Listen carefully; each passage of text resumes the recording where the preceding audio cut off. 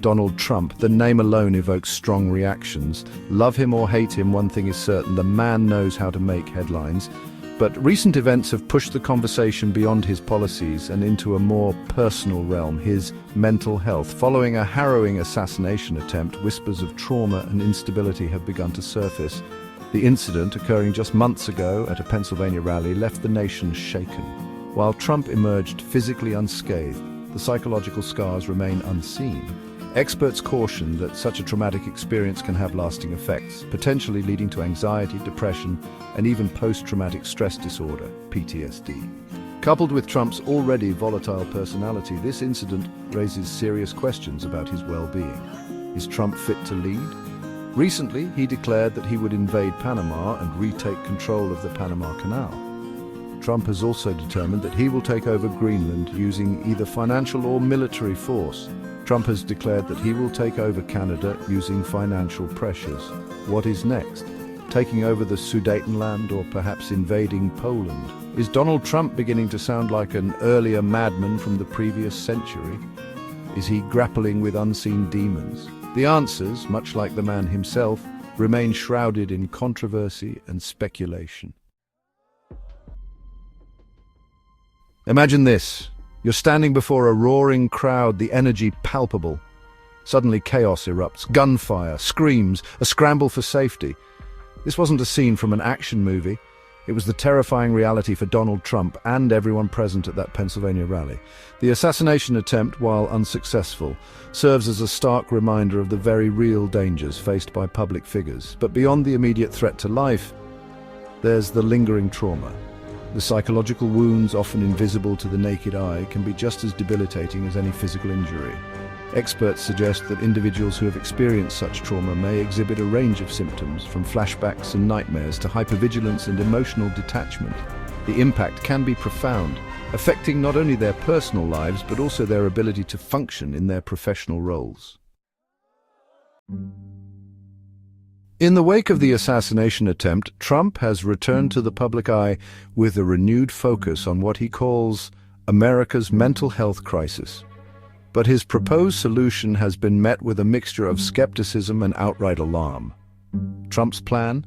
Bring back mental institutions. This blast from the past, reminiscent of a darker chapter in mental health care, has many experts shaking their heads. Critics argue that institutionalization, often characterized by overcrowding, understaffing, and inadequate care, is not the answer. Instead, they advocate for community-based mental health services that prioritize patient autonomy and support. Trump's proposal also includes a controversial measure to address homelessness, relocating individuals living on the streets to government-run tent cities. This approach, widely seen as a band-aid solution that fails to address the root causes of homelessness, has been condemned by human rights groups and advocates for the homeless. Section 4. Echoes of the past. Trump's call for a return to institutionalization has rekindled a decades-old debate about the most effective way to address mental illness. In the mid-20th century, large, state-run mental hospitals were the primary mode of treatment for individuals deemed mentally ill. However, these institutions were often plagued by problems. Overcrowding, lack of resources, and a focus on confinement rather than rehabilitation led to deplorable conditions for many patients. The rise of the deinstitutionalization movement in the 1960s and 70s sought to shift away from this model, promoting community-based care and patient rights. While deinstitutionalization had its successes, it also faced challenges. The promised network of community mental health centers was never fully realized, leaving many individuals with mental illness without adequate support. This lack of resources has contributed to the complex issue of homelessness, with a significant portion of the homeless population experiencing mental health challenges. In Section 5, the limits of power. Trump's ambitious plan to overhaul the mental health system faces a significant obstacle: the limits of federal power. The United States Constitution grants states considerable autonomy in matters of health and welfare, including mental health care. This means that any attempt by the federal government to dictate how states address these issues is likely to be met with resistance. Moreover, Trump's track record on public health initiatives has been mixed at best. His administration's response to the opioid epidemic, while initially declaring it a public health emergency, was criticized for its slow rollout and inadequate funding. While overdose deaths have recently decreased, experts caution against attributing this solely to Trump's policies, citing a complex interplay of factors. This history of uneven execution raises concerns about whether Trump's mental health plan, even if it were to overcome legal challenges, would be implemented effectively. Critics argue that his focus on institutionalization and law enforcement approaches fails to address the underlying systemic issues contributing to mental illness and homelessness. Section 6. A turning point. The assassination attempt, while a horrifying event, could potentially serve as a turning point for Donald Trump. This brush with mortality might lead him to champion mental health awareness and advocate for more compassionate policies. Imagine Trump, a survivor of trauma, using his platform to destigmatize mental illness and call for increased funding for mental health services. However, those hoping for a dramatic transformation might be disappointed. Trump's personality, often characterized by bravado and a reluctance to admit vulnerability, could hinder such a shift. His past statements and actions regarding mental health have been inconsistent at best, leaving many skeptical of his ability to champion this cause authentically. In recent weeks, Trump has made declarations that make him seem outright crazy, and the American people are eating it up. Suddenly, the American population are endorsing Trump's invasion of Canada, Greenland, and Panama with cheers and adulation, much like a certain European country did back in 1935, resulting in millions of people losing their lives.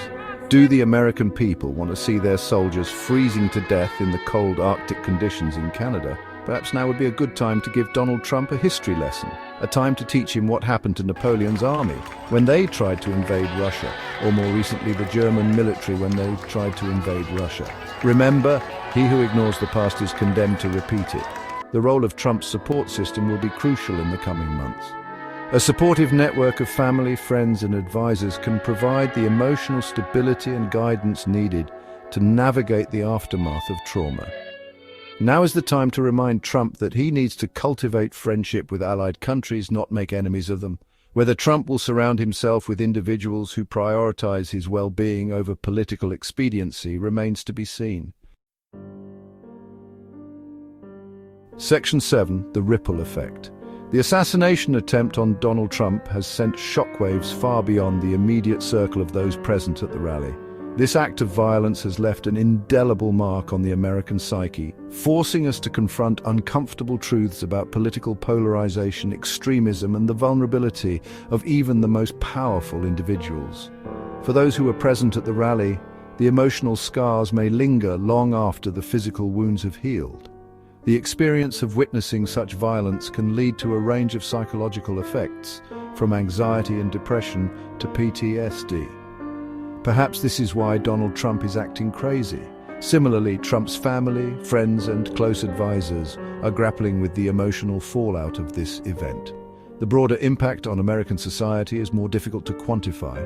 Some argue that this incident could serve as a wake-up call, prompting a much-needed dialogue about mental health, political discourse, and the need for unity. Others fear that it will only deepen existing divisions, fueling fear, anger, and distrust. One thing is certain: the assassination attempt on Donald Trump is a stark reminder of the fragility of peace and the importance of addressing the underlying issues that threaten to tear us apart. Is America and Americans once again on the way to being the most hated country and people in the world?